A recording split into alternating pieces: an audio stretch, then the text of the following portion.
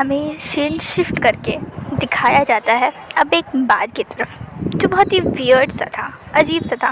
वहाँ पर कुछ बार डांसर्स थी जो डांस कर रही थी, एंड वहाँ पर जो भी लोग थे, मानो हर एक पर्सन, वेटर से लेके वहाँ पे जो प्रेजेंट है, जो ओनर है, यहाँ तक कि हर एक पर्सन वहाँ पे जो भी था, वहाँ पे सिर्फ ब्लैक कलर्स के कपड़ों में आया था। कोई फैशन कोड था या पर्पसली, ये हमें नहीं पता, अभी के लिए नहीं पता। बस सीन देखा जाता है। वहाँ पर लोग ड्रिंक कर रहे हैं, बातें कर रहे हैं, चीयर्स कर रहे हैं, मतलब कोई पार्टी है, किसी ओकेजन पे वो सब मिले हैं, गैदर हुए हैं, एंड कोई पार्टी चल रही है। वो सब अपनी ड्रिंक कर रहे हैं, इन्जॉय कर रहे हैं। एंड यहाँ पर हमें दिखाया जाता है एक बार काउंटर पर बारटेंडर हमारे विवुशियान के ऑर्डर पे उसके लिए वाइन बना रहा है। हाँ, कोई बहुत ज़्यादा स्ट्रॉन्ग नहीं, बट हाँ वाइन थी, एक माइल्ड सी, क्योंकि वो चाहता था कि अभी वो फुल टल्ली ना हो जाए, अभी वो होश में रहना चाहता था, क्योंकि वो जिस पर्सन का इंतज़ार कर रहा है वो अभी तक आया नहीं था। इसीलिए वहाँ बैठ के वो सिर्फ ड्रिंक कर रहा था, एंड उसकी आँखों में कोई इमोशन नहीं थे, एकदम उसका आँखें शांत थी, मानो वो कुछ सोच भी नहीं रहा, सिर्फ इंजॉय कर रहा है, पी रहा है एंड स्माइल कर रहा है। पागलों की तरह वो किसी को देखकर हंस रहा था। एंड वो क्या चीज़ थी उसे खुद भी नहीं पता कि वो आखिर देख क्या रहा है, देख रहा है कि इमेजिन कर रहा है। एंड तभी वहाँ पर एक पर्सन आता है जो कि फुल्ली ब्लैक क्लोथ्स में था, जैसा कि सब ने पहना था, बिल्कुल वैसे ही। एंड उसके हाथ में एक स्ट्रॉन्ग वाइन थी, एंड वो उससे पीते हुए विंग के पास आकर बैठ जाता है। एंड वो विंग को देख रहा था, अपनी आँखों से फुल स्कैन करता है। एंड जब उसका फुल तरीके से पेट भर जाता है कि हाँ अब उस पर्सन ने घूर लिया, उसे अच्छी तरीके से देख लिया, तब उस पर्सन के ओर देखता है। एंड तब वो कहता है, क्या तुम्हें चोट लगी है? Are you hurt? क्या तुम्हें हर्ट हुआ है? विंग, जो कि अभी बिल्कुल भी नशे में नहीं था, वो जस्ट अभी पीना स्टार्ट किया है, एंड वो भी एक माइल्ड ड्रिंक के साथ। तो वो उसकी तरफ देखते हुए कहता है, नहीं, क्यों? तो फिर वो पर्सन कहता है अपनी एक बहुत ही ज़्यादा क्रीपी सी स्माइल लेते हुए, वो क्या है ना, तुम हेवन से सीधे नीचे गिरे होगे तो तुम्हें चोट लग गई होगी ना, इसीलिए मैंने पूछा क्या तुम हर्ट हो? विंग तो समझ जाता है कि वो उस इंसान फ्लर्ट करा है उसे। वो इससे पहले कि कुछ कहता, तभी पीछे से एक स्ट्रॉन्ग डोमिनेटिंग अल्फा की वॉइस सुनाई देती है, नहीं, मैं था उसे पकड़ने के लिए, इसीलिए उसे बिल्कुल भी चोट नहीं लगी है। एंड ये बात जब वो अल्फ़ा बोलता है तो सब पीछे उसकी तरफ देखते हैं। वो पर्सन एंटर करता है एंड उसके चेहरे पे एक मास्क था, एक ब्लैक कलर का रॉयल मास्क था। उसके ऊपर गोल्डन, शायद सोने से या सिर्फ डिज़ाइन थी, बट बहुत ही ब्यूटीफुल एक मास्क ब्लैक कलर का, जिस पे गोल्डन कलर्स की एम्ब्रॉयडरी थी, डिज़ाइन थे, मार्क था। एंड तभी सभी वहाँ पर खड़े हो जाते हैं। एंड तब वो पर्सन जो शायद इस पर्सन को नहीं पहचानता था या नहीं जानता था, या कह लो वो पर्सन उसे नहीं पहचानता था, वो उसकी तरफ जाता है एंड उसके कॉलर के पकड़ते हुए कहता है, हे यू, तमीज़ में रहो, मैं एक बात कर रहा हूँ, यू शुड बी रिस्पेक्टफुल। हाँ, अब वैसे भी ये चीज़ मेरी है तो उस पर नज़र मत डालना। एंड वो पर्सन जो बहुत ही ज़्यादा शांति से वो खड़ा होकर उसकी ड्रामे देख रहा था, उसे अलाउ कर रहा था खुद को टच करने से। एंड तब वो पर्सन स्माइल करता है। वो मास्क उसके चेहरे, उसके नोज़ को ही कवर करा था, उसके लिप्स को नहीं, इसीलिए उसकी स्मोक सब कोई देख सकता था। एंड जो उसे पहचानते हैं उसके वो स्मोक देखकर वो थर थर काँपने लगते हैं। एंड तब तुरंत ही वो पर्सन वहाँ से चला जाता है। एंड जो उसने पकड़ा हुआ था, उस आदमी ने जिसके कॉलर को पकड़ा हुआ था, वो पर्सन वापस से विंग के सामने आ जाता है एंड उसके सीट पे ही बैठते हुए कहता है, यू तो बताओ ओमेगा, देखो मुझे पता है तुम कौन हो, एंड तुम्हें नहीं पता कि मेरे डैड कौन है, इसीलिए मैं ज़रा टाइम पास नहीं करता। तुम बताओ कि तुम्हारी कीमत क्या है, बेड में जाने के लिए तुम आखिर कितना चार्ज करते हो? और जब ये बात वहाँ खड़े हो सब सुनता है, इससे पहले कि विंग कुछ बोलता, तुरंत ही एक बंदूक के चलने की आवाज़ आती है एंड वो पूरा ब्लड विंग के चेहरे पे आ जाता है, क्योंकि उस पीछे खड़े इंसान ने जो मास्क पहना हुआ था उसने शूट किया था उस पर्सन को उसके चेस्ट के पास ही, बिल्कुल। एंड जिससे पूरा खून विंग के चेहरे पे आ गया था, विंग के कपड़ों पे आ गया था। एंड विंग हैरान होकर उस पीछे खड़े हुए इंसान को देख रहा था मुंह खोल कर। एंड तब वहाँ पे तुरंत ही कुछ और पर्सन आते हैं, उस आदमी को उठाकर वहाँ से लेकर जाते हैं। उस पर्सन ने जो बंदूक लिया था वो वापस उसे अपने पॉकेट में डाल देता है एंड पूरे स्टाइल से मानो कुछ उसने किया ही नहीं हो, वो आकर विंग के सामने खड़ा हो जाता है। विंग जैसे इस फेरोमोन को फील करता है, इनहेल करता है, वो तुरंत ही उस पर्सन की तरफ देखता है मानो उसने इस फेरोमोन को पहचान लिया है। एंड तब वो पर्सन स्मर्क करता है एंड तुरंत ही अपने हाथ को उस ओमेगा के वेस्ट पे डालकर उसे अपनी तरफ हार्डली पुल कर लेता है। विंग जो कि एकदम फुल शॉक्ड था उस अल्फ़ा के फेरोमोन्स को फील करते हुए, वो कुछ भी रिएक्ट नहीं करता। जैसे उस पर्सन ने उसे खींचा, विंग फुल फोर्स के साथ उसके ऊपर आ जाता है। उसका चेस्ट उस पर्सन के चेस्ट से टकरा जाता है एंड विंग को हल्का सा पेन होता है। विंग के मुंह से थोड़ी सी आह की आवाज़ आ जाती है एंड तब वो पर्सन स्माइल करते हुए कहता है, बेबी क्या हुआ, लग गया, सॉरी, अपने अल्फ़ा को माफ़ कर देना, वो थोड़ा सा भूल गया था कि उसका बेबी यहाँ थोड़ा सा वीक है, नाजुक है, ओमेगा है ना। विंग हैरान सी तुरंत ही उस पर्सन की आंखों में देखने लगता है। उसकी आंखों में डीपली वो देख रहा था एंड उसकी आंखों में विंग को शरारत, हंसी, मजाक, ठिठोली सब कुछ दिख रही थी एंड उसके साथ साथ गुस्सा भी। वो पर्सन उसे गुस्से में देखते हुए कहता है, बेबी ये बाहर है, तुम्हें नहीं पता ही यहाँ कैसे कैसे अल्फ़ा आते हैं, हाँ, और तुमने ऐसे कपड़े क्यों पहने, इतनी रिवीलिंग। विंग ने एक टाइट जीन्स पहना हुआ था ब्लैक एंड उसने ऊपर से एक शर्ट पहनी हुई थी बट उसके ऊपर के 2 बटन्स खुले हुए थे जिससे उसका नेक फुली विजिबल था एंड ये उस अल्फ़ा को बिल्कुल भी पसंद नहीं आ रहा था। इसीलिए वो उसे डांटते हुए कहता है, बेबी ऐसे नहीं करते ना, तुम्हें पता है तुम्हारा अल्फ़ा कितना पॉसेसिव है तुम्हारे लिए एंड तुम ऐसे बिल्कुल भी नहीं घूम सकते पब्लिक में, हाँ, जब तक मैं हूँ तुम घूम सकते हो बट अगर मैं ना रहूँ तो मैं भी ऐसे नहीं घूमूँ ना। देखो तुम्हारे आसपास कितने मक्खियाँ मंडराने लगती हैं एंड मुझे हर एक को तो शूट करने में बिल्कुल मज़ा नहीं आएगा ना। एनीवेज मुझे उन्हें मारने में कोई दिक्कत नहीं है बट समझो ना बेबी। एंड वैसे भी देखो इस गंदे अल्फ़ा का ब्लड तुम्हारे ऊपर आ गया, मेरे प्योरेस्ट ओमेगा पर आ गया। वो अपने पास से एक हैंकी निकालता है एंड विंग के फेस को, उसके कपड़ों को पोंछने लगता है। विंग शॉक्ड बर्ड करता है, बेबी। एंड तब वो अल्फ़ा उसकी तरफ देखते हुए कहता है, बेबी नहीं जाजी।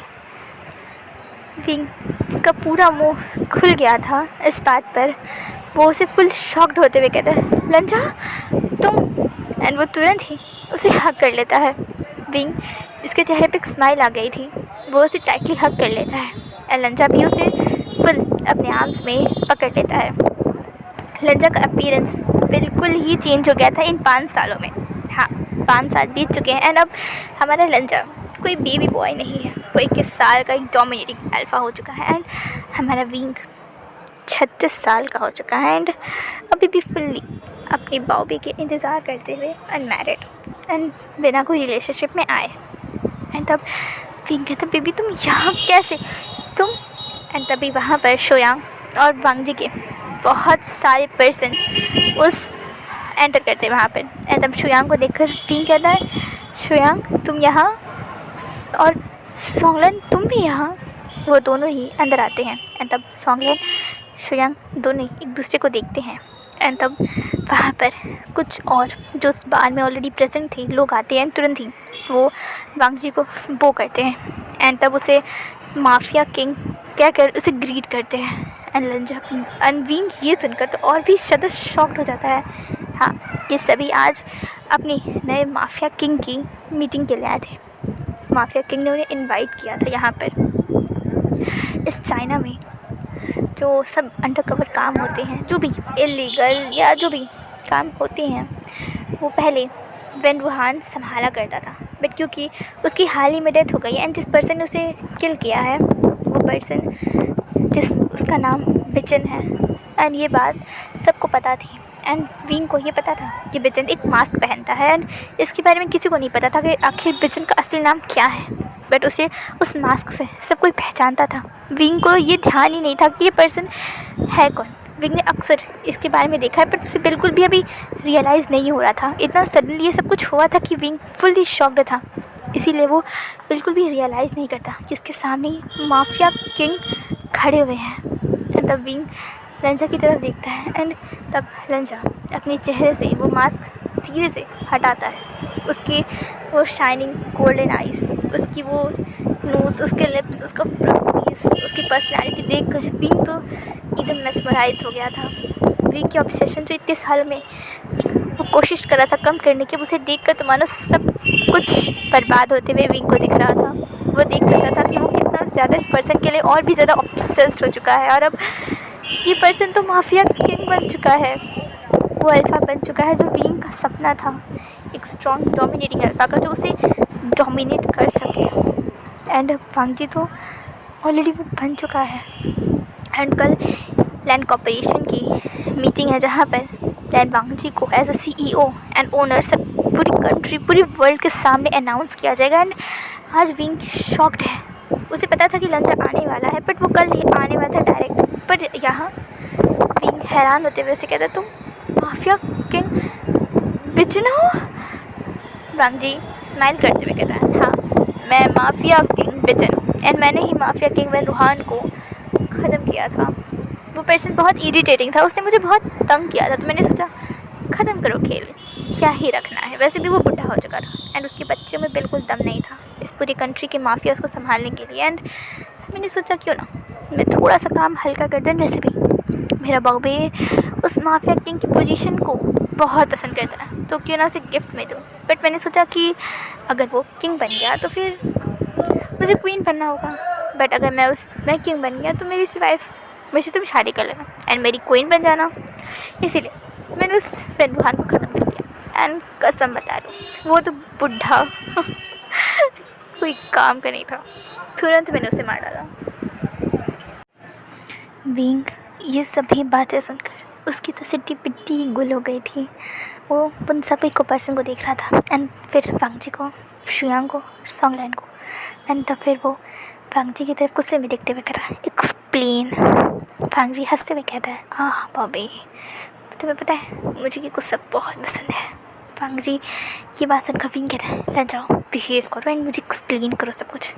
वांगजी हंसते हुए कहता है, ठीक है मैं आपको सब कुछ एक्सप्लेन करूँगा, बट अभी मुझे इन सब से बात करनी है। मैंने इन सब को यहाँ बुलाया है, मीटिंग कराया है, तो प्लीज़ पहले मैं ऐसे कर दूँ, उसके बाद हम बात करते हैं ना बेबी। उसके बाद मैं बहुत समय वीक को बुलाओ मुझे।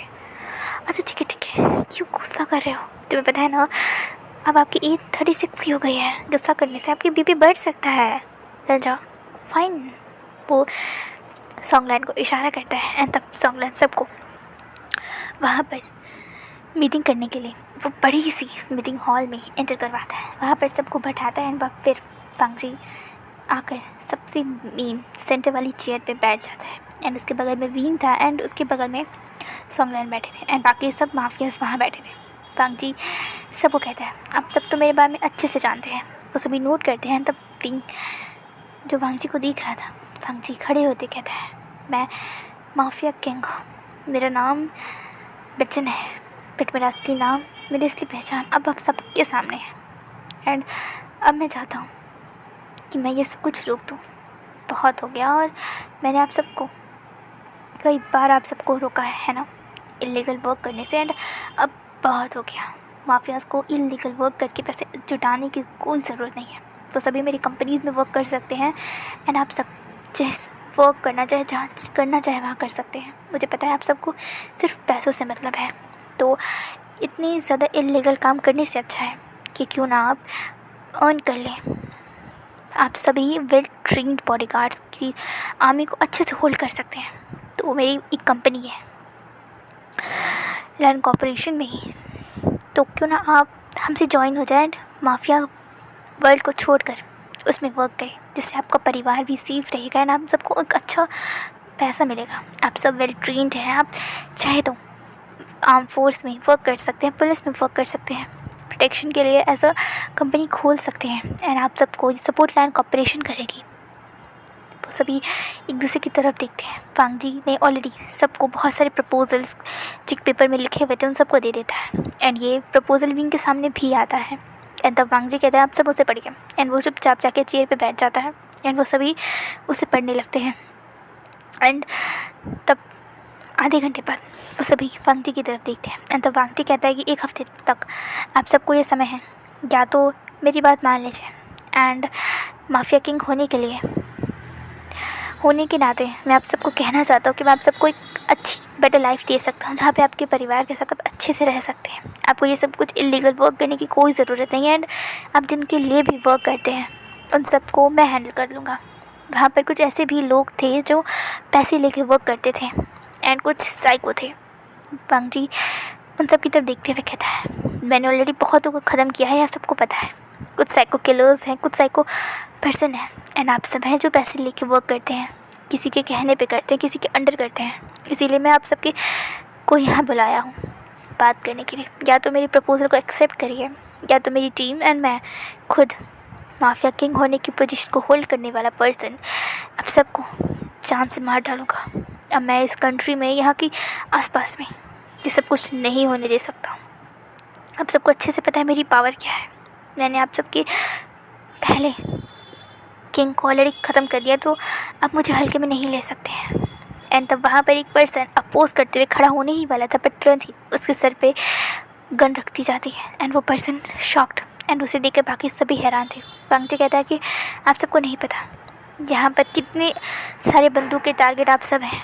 आपको क्या लगता है कि ये बिल्डिंग ऐसे ही बनाई है इसे मैंने स्पेशली आप सब के लिए बनवाया है। अगर आप सब यहाँ से शांति से जाएं तो अच्छा है, मान कर बात जाए तो भी अच्छा है, वरना आप नहीं जानते कि कब आपकी फैमिली में क्या होगा। एंड तब तुरंत ही बाकी सबको एक और पेपर का ढेर सारा शीट्स मिल जाती हैं एंड वहाँ पर जैसे ही वो सब उसे देखते हैं, वहाँ पर उनकी फैमिली डिटेल्स थी, उनका पूरा बैकग्राउंड, उनकी पूरी हिस्ट्री थी। वहाँ पे उन्हें कौन पसंद था, उनकी गर्लफ्रेंड, उनका बॉयफ्रेंड, की माँ, पेरेंट्स, बच्चे, सब कुछ की फुल डिटेल्ड थी। यहाँ तक कि विंग की भी डिटेल्स थी। विंग जब उसे खोल के देखता है एंड तब वांग जी कहता है या तो अच्छाई के रास्ते पे चलने की कोशिश कीजिए, खुद को अच्छा बनाइए, या तो जान से जाइए। मैं यहाँ पर अब और चीज़ें बर्दाश्त नहीं कर सकता। आपने पहले ही बहुत सारे लीगल वर्क किए हैं एंड अब पुलिस मेरे साथ है। मैंने ऑलरेडी ये सभी डिटेल्स अगर मैं पुलिस को दे दूँगा तो आपको पता है आप सब जेल में जाएंगे एंड फिर कोई कुछ नहीं कर पाएगा एंड मैं खुद ही देखूँगा कि आप सबको कुछ ना हो। एंड रही बात मेरी, तो मैं खुद भी सरेंडर कर दूँगा। तो इससे अच्छा है कि मेरा साथ दीजिए एंड आपको जिस कंट्री में जाके रहना वहाँ रहिए, बट आपको लैंड कॉर्पोरेशन के अंदर वर्क करने को मिलेगा, आपको अच्छा खासा पैसा मिलेगा, आपकी फैमिली की हैप्पीनेस आप खुद इंश्योर कर सकते हैं। इस खून खराबे मार धार से कुछ नहीं होगा। वो सभी पर्सन किसी की तरफ देख रहे थे एंड तब विंग कहता है अगर हमने हाँ कर दिया तो वांग जी तुरंत ही एक रजिस्टर निकालते हैं जहाँ पर उन सभी पर्सन्स की पूरी कुंडली रखी हुई थी, डिटेल्स रखी थी एंड वहाँ पर कुछ शर्तें थी।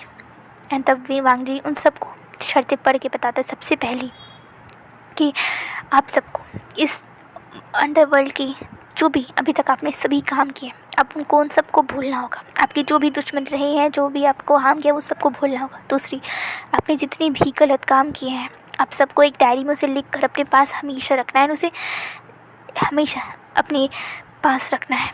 उस सभी कर्मों को आपको रखना है लिख कर, ताकि आपके मरने के बाद अगर वो डायरी कोई पढ़ता है तो वो जान सके कि आप कितने ज़्यादा अच्छे थे। एंड उसके बाद आपको हमारे लैंड कॉर्पोरेशन में वर्क करने को मिलेगा। आपको जो सेक्टर पसंद है आप वो सेक्टर में जा सकते हैं। हमारी कंपनी में केवल एक सेक्टर नहीं है, बहुत सारी सेक्टर है। आप लोग पढ़े लिखे नहीं हैं तो भी उसमें ऑप्शन है, आप हमारे लिए एज अ बॉडीगार्ड के लिए वर्क कर सकते हैं।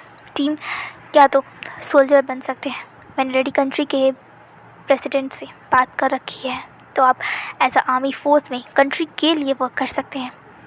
और बाकी सभी बहुत सारे ऑप्शन वांग जी उस और पॉइंट्स उसमें पढ़ के बताता है एंड वो सभी इसे सुन रहे थे। और तब वांग जी कहता है आप सब आखिरी पेज पलटिए। उस पेपर्स का जो आखिरी पेज था वहाँ पर वही शर्तें थी एंड नीचे एक साइन करने को था।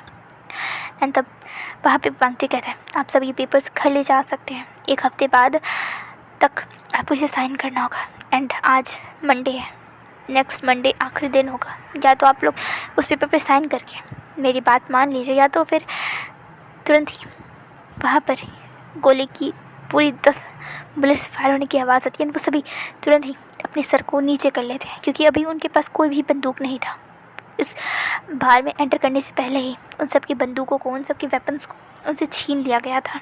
एंड इसीलिए उन सब के पास अभी कोई भी हथियार नहीं थे। उनके कोई भी बॉडीगार्ड्स के पास, कोई के पास कुछ भी नहीं थे। इसीलिए वो सभी डर कर अपने कानों को बंद करके नीचे हो जाते हैं।